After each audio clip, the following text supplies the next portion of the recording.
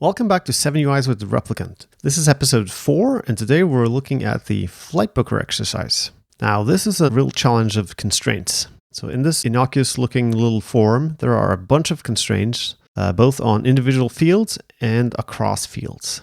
There are a bunch of rules stated in the text here, and as you can see, there are some rendering challenges as well, different kinds of visual expressions. And a common mistake is to try to solve both of those at the same time, which just makes this exercise unnecessarily difficult. So we're not going to do that. Instead, we're going to focus on the constraints first, and then we'll come back and do the rendering when we have a view model that can power it. So here I have all the constraints from the text in a list that makes it a little bit more accessible. And the idea is that we're now going to solve for these using tests and a view model, and then we'll use that view model for the rendering later. Let's just go right ahead and start with our first test. Def test, get form, we can call it form state. The first rule says that there should be a combo box C with the two options, one-way flight and return flight. Initial value, one-way flight. Okay, defaults to one-way flight. So then I do flights, get form state, which gets passed in the global state map that we have in our app. And then it should return something that's relevant to render this form, which will be flights type one way. I'm using namespace keys here because this is the part that's relevant for the flight booker exercise. If I run this test, it's going to fail horribly because this function doesn't exist. So we can go like this and take in the state, and then we can return type one way, save it, and then evaluate, and then the tests are passing. Cool. Before we move on to the next stated constraint, it should default to a one-way flight, but it should also be possible to select a round trip, right? So uses selected flight type. If in here it says round trip, then of course it's going to say round trip here as well, which it does not at the moment. So we need to adorn this with an or and just go like that. Tests are passing. Cool. Next rule, text field T1 representing the start date. Initial value, arbitrary date. Arbitrary date, not that useful to our users. We have to define what that means. Defaults to today for departure date. That seems more useful. So once again, we come in here with an empty state, and then we're going to get departure date should somehow turn into today. Now, a couple of problems. Let me just run this test right away. So obviously it doesn't have a date, but it does have a flight type. And that means that if I were to go in my test and add the date, now I have even more tests that are failing, because now this one also fails and this one, because they're both getting the departure date. So this doesn't scale very well. We can't be going back and updating all the tests every time we add a feature. So we need to make these tests a little bit more targeted than they currently are. So we're going to go in here and select the attribute that the test is about. And this will keep the test passing and we'll keep it nice and focused. So this is how you write more robust tests that can scale well. This one obviously is still failing. Actually, it's passing now. So we'll add another one to make it fail then. Uses entered date. We'll go like this. Oh. Flights departure date 2025 701. Okay, that fails. A couple of things we now need to figure out. I want this function to be pure, so how can I get today's date? Well, we're going to have to tell it what today is, and then the impure parts of our app can add that time whenever it renders. And then we could just say that now is this date. And that's how you know that April 24th is today. So that means that in here, this is going to be from state instead. And then we'll have a or departure date state. And if I evaluate that one, now this test is passing, but this one is failing because it's getting an instant instead of this string. So let's see what we can do about that. If I have an inst that looks like this, we can do, I think if we parser it, yeah, you get a nice string representation. What I'm doing now is really kind of horrible, so I wouldn't do this in the production app, but for this demonstration, date logic is not at the core of what we're doing, so I'm going to say that this is okay. If you go like that, you get the year, month, date. Then we can wrap that in a let. And we can do ignore, year, month, date. And then stir, y. That looks perfect. So we'll call this format date. It's going to need to not use this hard-coded date, but like so. Boom. All the tests are passing. Cool. So that was the second rule. Next, we have another text field for the return date. Initial value should be also arbitrary date. Okay. That means I'm going to just copy these two. And then we're going to say defaults to today for return date, which is not true.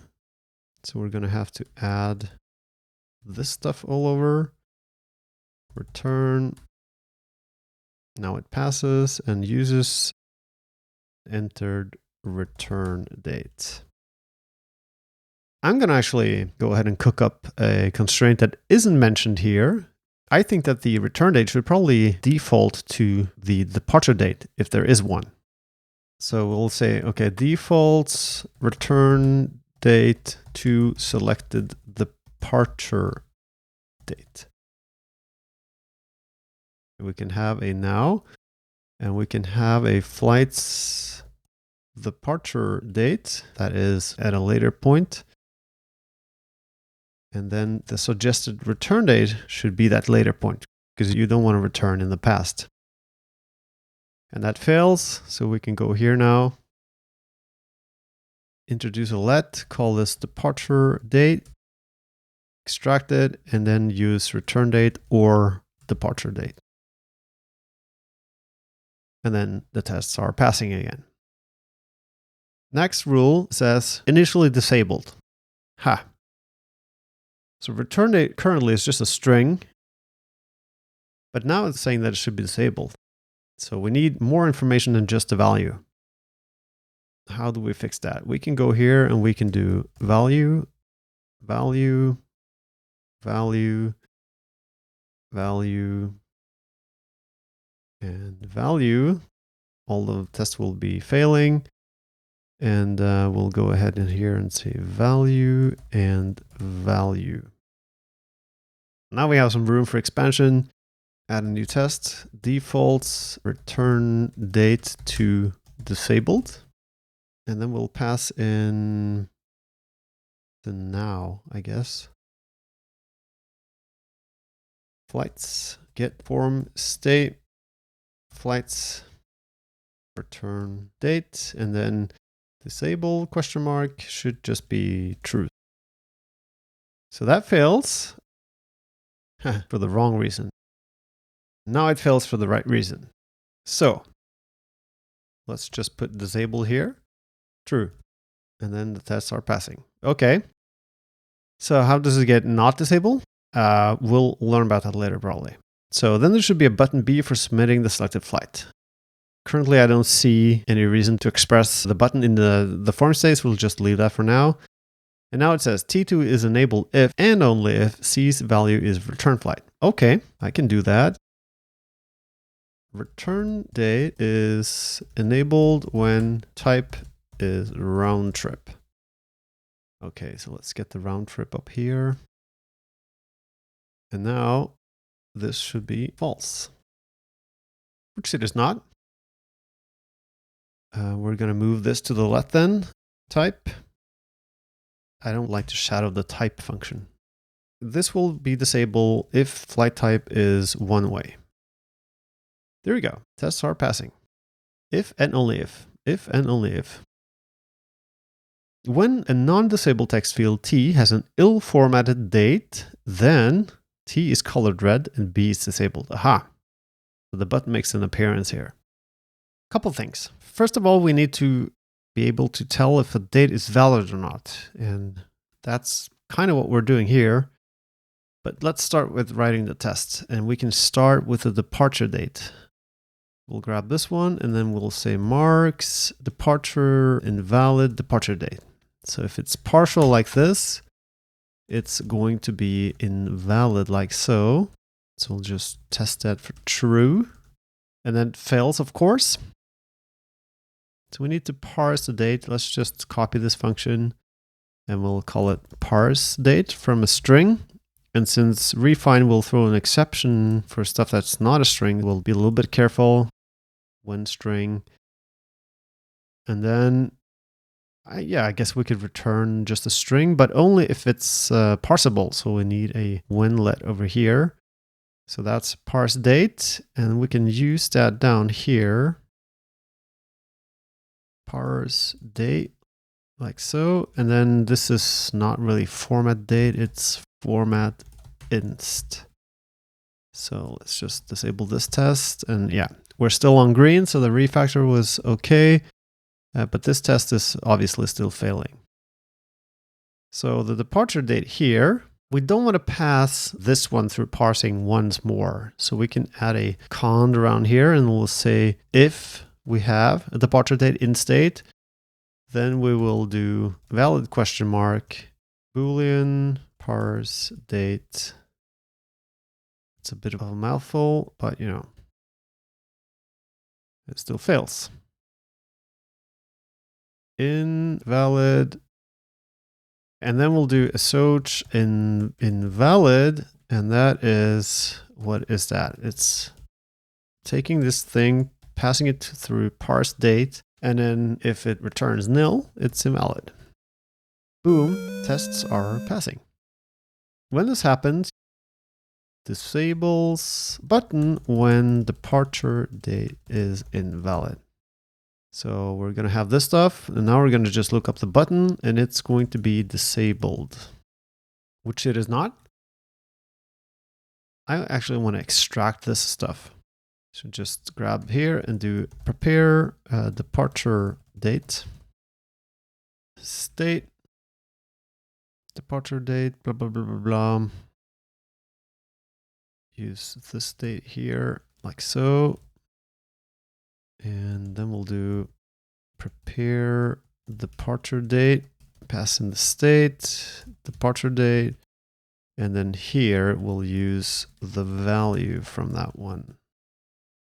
Disable this test, check that the refactoring is okay. It's okay. Test still failing. It's disabled when invalid departure date. Cool. It says for any text field, so we're going to have to do the same thing for departure dates. So we'll go down here and do return date, marks invalid return date, get form state. And crucially, we also need to specify that these are round trips. Deal with one test at a time. This one is failing now. Return date needs to be invalid as well, but it uses departure date and flight type. Yeah, we can extract it anyway, but it's going to be a little bit uglier. Return date is down here. Prepare return date, state, departure date, and flight type. State, flight type, and departure date. There we go. And let's just get this in order like we did up here. Just copy this actually.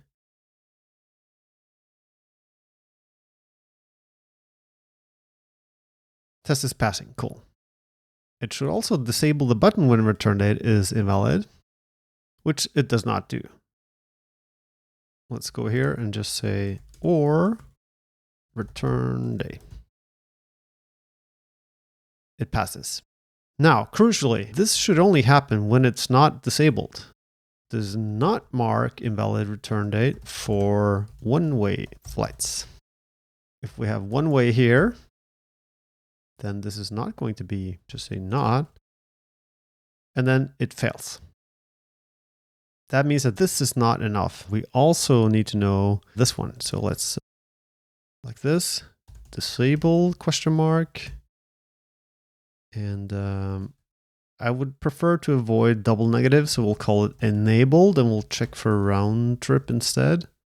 And then this will say not enabled, but then at least now we avoid not disabled, which is really difficult. If we're enabled and we have a return date, then we need to validate. And then boom, that passes. And we can add another test for the button as well. Does not disable button when return date is invalid on one-way flight. One way. Replace this with a not. And it just passes immediately. Cool. That's a non-disabled text field T. That's both of those. We're nearing the end. When C has the value return flight, T2's date is strictly before T1's, then B is disabled. Okay. So this is a disable button test. Just go down here. Okay, disables button when return date is before departure date. Return date should be 1. And then departure date is the day after. So this isn't allowed. Now the button should be disabled, which it is not, so the test fails. That means we need to be able to compare these dates. Again, you really should be using some sort of date library for this kind of task, but we're just going to keep on cheating now. If it's invalid or before, okay. Value from return date, if it's before departure date. And what does before look like? A, B. Check this out. Strings are a comparable enclosure. So I can do 225.04.25.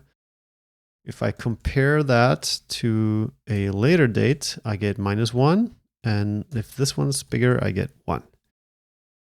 If A is before, so that means that this one is lower, then it should be -1. So basically, if compare A, B is smaller than 0, then A is before B.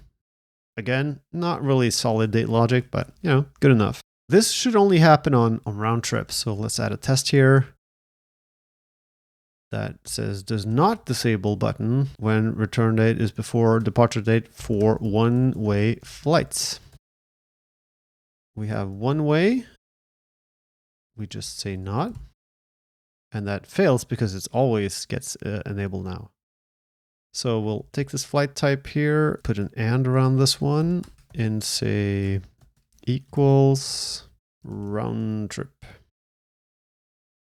And test is passing. Cool. And then it says, when clicking B, a message is displayed informing the user, blah, blah, blah. Those were all the constraints.